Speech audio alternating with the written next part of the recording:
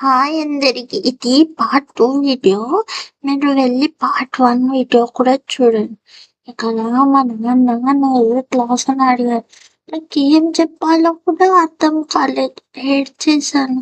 అప్పుడు మా నాన్నకు ఫోన్ చేసి చెప్పింది, "ఎందుకు సార్ మీ కూతురు ఇలా ఏడుస్తుంది" అని.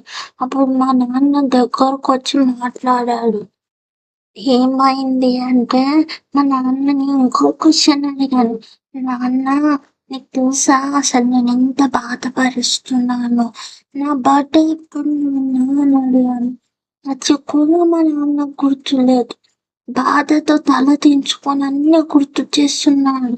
లాస్ట్‌కి మా నాన్న నన్నెందుకు దూరం పెట్టాడో ఏమో కానీ, నేను మా నాన్న హాయిగా ఇంటికి వెళ్ళాం.